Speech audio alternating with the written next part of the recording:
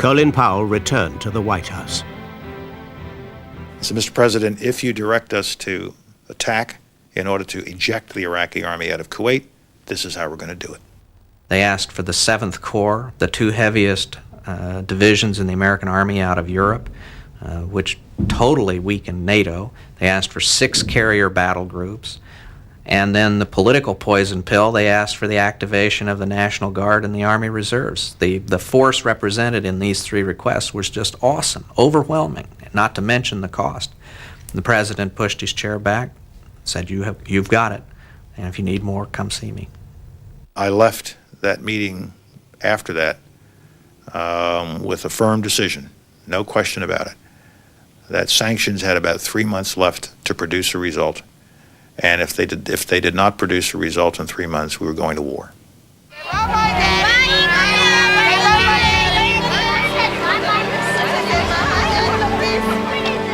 I have today directed the Secretary of Defense to increase the size of U.S. forces committed to Desert Shield to ensure that the coalition has an adequate offensive military option should that be necessary to achieve our common goals.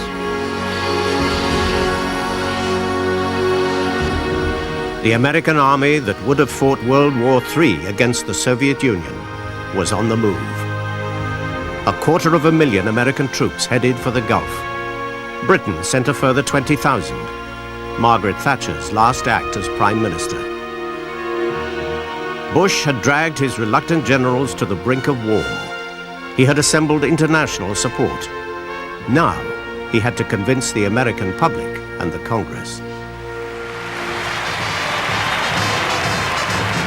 Bush's political opponents in the Congress began to sense public opinion would not stand for war. There was very little public support in the United States for the idea of going to war in the Persian Gulf. Mr. President! Some people never get the word. The fight isn't about oil. The fight is about naked aggression that will not stand. If we were going to fight a war, we had to do so with the support of the American people, if possible with the support of the American Congress. But that if we were going to send people, Americans, off to die in the Persian Gulf, we had to be able to survive the judgments of history, that we didn't do so precipitously. No blood for oil! The United Nations gave Iraq 6 weeks to withdraw. After that, coalition forces would go to war. In America, opposition on the streets and in Congress intensified. It looked like Vietnam all over again. The morning after the UN decision, the president risked an about-face to win the political battle. To go the extra mile for peace, I will issue an invitation to Foreign Minister Tariq Aziz to come to Washington. I'm asking Secretary Jim Baker to go to Baghdad to see Saddam Hussein. The president had not consulted his allies. They were furious. It seemed to be entirely the wrong signal. It seemed it would sort of give the Iraqis the impression that it could all be negotiated, that anything was possible, there was no need to withdraw. Of course, it was a gesture related principally to American opinion. It was to persuade American opinion, particularly American political opinion, that America had gone the last mile in order to get a settlement before committing its forces to battle. And one understands that perhaps better with hindsight than one said at the time. But I think many of the allies, the Saudis, the Kuwaitis, and certainly us, we were pretty distraught at it. Just 6 days before the UN deadline for war, and after many changes of plan, James Baker prepared to meet Tariq Aziz. The Americans needed the talks to win over public opinion and a hostile Congress. But they feared the Iraqis might offer a deal that would split the coalition. If there is a genuine, sincere, serious intention to make peace in the whole region of the Middle East, we are ready to reciprocate. When I went to meet with James Baker, I hadn't the slightest idea that that meeting would succeed. I knew that that was public relations, that he wanted to tell the Congress, look, to the end I tried to find a diplomatic settlement so that he could get few more votes. Baker carried a letter from President Bush to the Iraqi leader demanding withdrawal and reminding Saddam that America had nuclear weapons. Thank you, everyone. The president's letter to Saddam Hussein, which Tariq Aziz read in Geneva, made it very clear that if Iraq used weapons of mass destruction, chemical weapons, against United States forces, that the American people would demand vengeance, and that we had the means to achieve it. I read it very carefully. And then when I ended reading it, I told him, look, Mr. Secretary, this is not the kind of correspondence between two heads of state.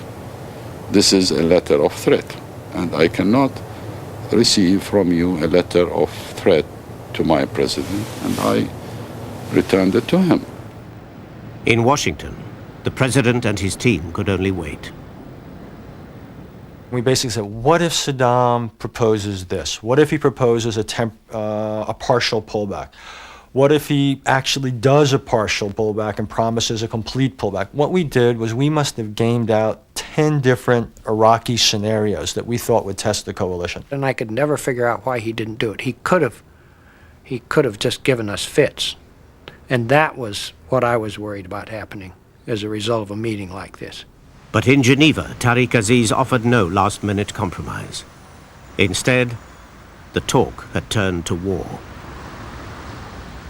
I said that they should not make the mistake of assuming that they would control the terms of the battle, as perhaps they might have assumed in their war with Iran, that this would be a totally different situation, that our technological superiority was overwhelming and would be brought to bear. My response was very cool.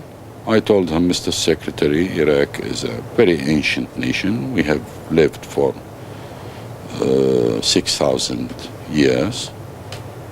I have no doubts that you are a very powerful nation.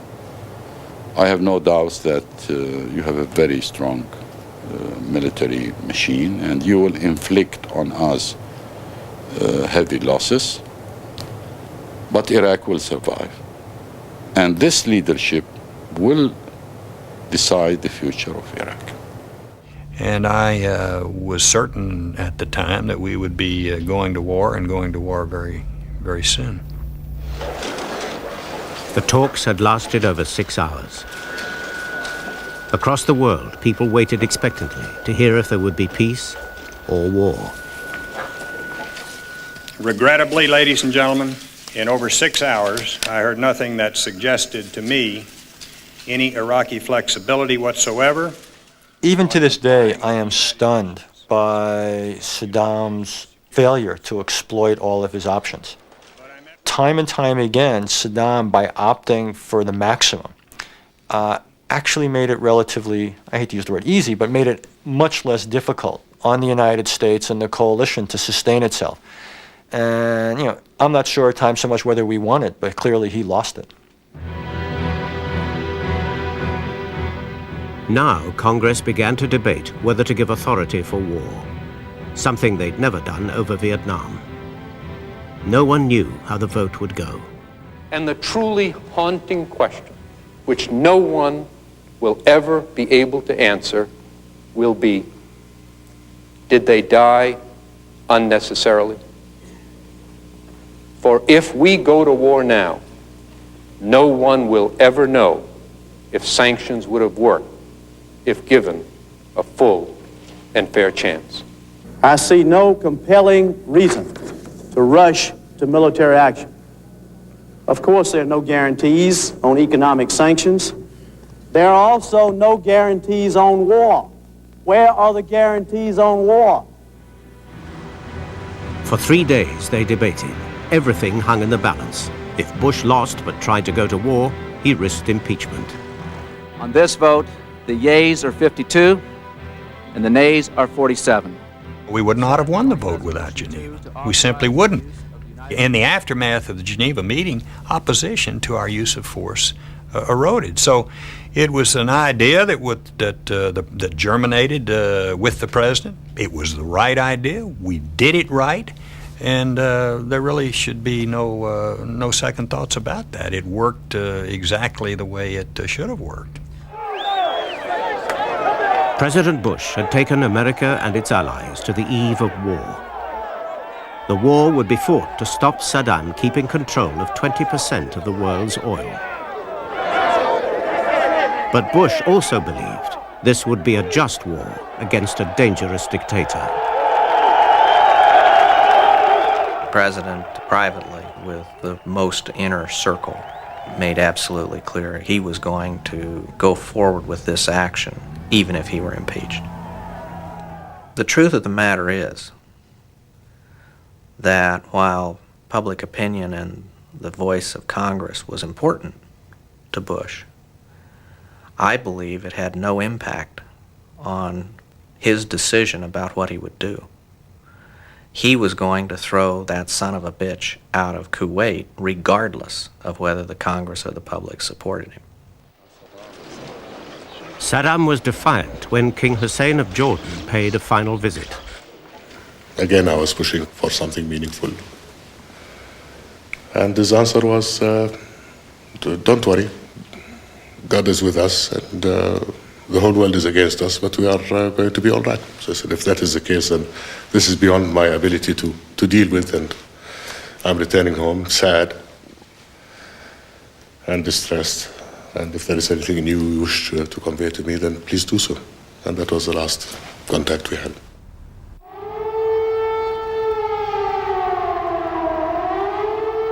In the final hours before the United Nations deadline to withdraw from Kuwait, Baghdad prepared for war. Saddam Hussein appeared on television to assure the Iraqi people victory would be theirs. Talk of retreat was punished by death.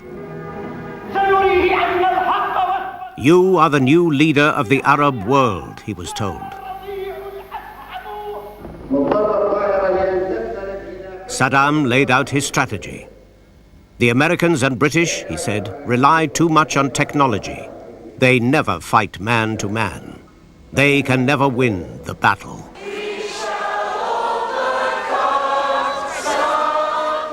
Across America and Europe, midnight vigils marked the passing of the deadline. Many feared a long and bloody war, another quagmire like Vietnam. At dawn, the president signed the order that would take the coalition to war. He was ordering people into situations where they would lose their lives, and the kind of magnitude of that awful decision, I think, haunted him. You know, how much is a life worth? How much is 100 lives worth? 1,000, 10,000? Later, he confided to James Baker his fear the military might be trapped in another Vietnam. The president said, we have provided everything that they have asked for. There's not anything that they've asked that we haven't provided. Having said all those things, though, and having recognized all those things, he still was committing the nation to war, and that's a heavy, heavy burden of responsibility.